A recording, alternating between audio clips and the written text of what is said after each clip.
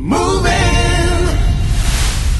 92.5. All right, so we are backstage. This is it, the end of House Party 2008, and we're backstage. I can't even look at you, Nelly. Oh my God. She has a hard time. She does. Yeah. She can't, like, she gets a little nervous when she makes eye contact. I have been discussing this interview for a week now on air. Like, I took people's, comments on air. Like, what should I talk to Nelly about? Because I have no idea. Like, what'd they tell you?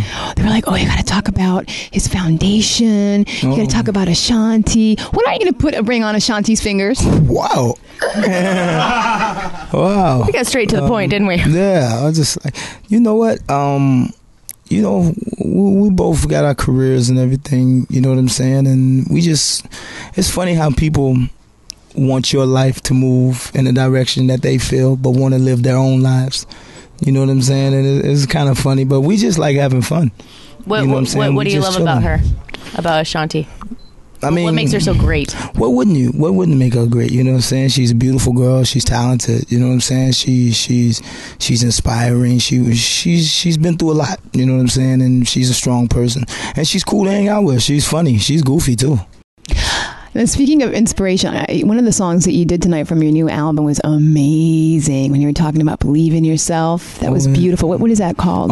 It's called Self-Esteem. It's actually a joint that I did with the legendary Chuck D from Public Enemy. He's on that joint. So it's one of my all-time favorite collaborations too. You know, I shout out to Chuck. I feel real privileged that he would even do a song with me. But he was real cool, man, and it came down great. Like I said again, it's one of my all-time favorite collaborations. What do you see? I mean, with songs like that, I mean, obviously you're trying to inspire something in people.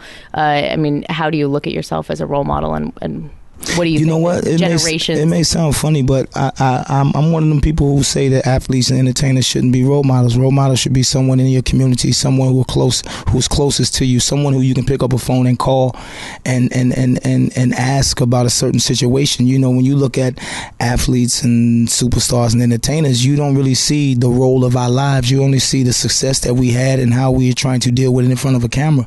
You know, because a role model, you should be able to see the role of that person's life. It should be someone that's making a difference in your community. It could be someone, at your church, if that's what you do. It should be, if you're in school, it could be a teacher, it could be a principal, it could be someone that visits the hospital on a regular, that gives to their children, but it's someone that you should see making a difference on a daily basis. Someone like a community organizer. Of course. Yeah, yes, like the one that we just got in office. Very exciting. Where were you on Tuesday? I heard you say yes we can. Yes we can. Yes we can. Where were you on Tuesday night? Well, you know what? I was like everybody else, glued in front of a television. Amen. And I had to do the absentee ballot because I've been on the road. So, you know what? It's funny because you hear some people say, yo, it almost brought them to tears. And it's one of those things that if it didn't almost bring you to tears, then you were faking. You know what I'm saying? You really didn't believe in what you were talking about if it didn't really move you. Especially me being a black man in America, to see something happen like that is just like, it's mind blowing. It's boggling. And it's just like, whoa, what just happened? You know what I'm saying? Like, you look at, like my grandparents, like my grandmother, my grandfather, they cried. I'm talking about literally cried. They've seen a lot of things change, and a lot of things, and to see this happen is like, it's just amazing to them. What was the first person you called? Who was the first person you called? You know what? I talked to my mother. Oh, yes. I'm a mama's boy. Yeah. You know what I'm saying? But I talked to my mother, and it's just one of those. She was crying. It's just like everybody who you talk to, definitely all the women. Every female that I talk to, and as a man, you can feel yourself kind of holding it back a little bit. And, Not that night. Yeah, man. Whew. You crack open a beer or something. Yeah. No.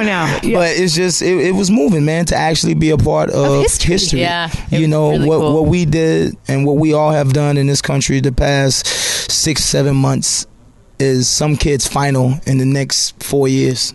Oh my God, that's so true, man. It's just like somebody's going to be reading this like racking their brain, and it's just like we were there. Isn't that cool? You know what I'm saying? Awesome. Some of the questions that they're going to be asked, they're going to have to read and study about it, but we can answer those questions Pow. like this. Like, oh, we don't need no book for that. I could tell you what happened. I could tell you what changes made. I could tell you what happened at this debate, or Right, you know right. what I'm saying, at this genre of. Did you of make it out history. into the streets to honk your horn? And No, I stay secluded. It was amazing. I It was did too. amazing. I was Secluded. out there. That's And, great. I mean, people were running down the streets, high fiving. It's crazy. I was scared that if McCain won, there'd be like rioting and looting. I stayed hidden in my apartment. I definitely, I don't know if it would have went that far, but I definitely think it probably wouldn't have been a great feeling. I No. think a lot of people would have just been demoralized. You know what I'm saying? Really given up, because it's so much went. And when you look at the type of crowds he was drawing, the type of attention he was commanding, the type of record-breaking voter registration signups that was going on across the country, and if this hadn't won, Right. Mm-hmm.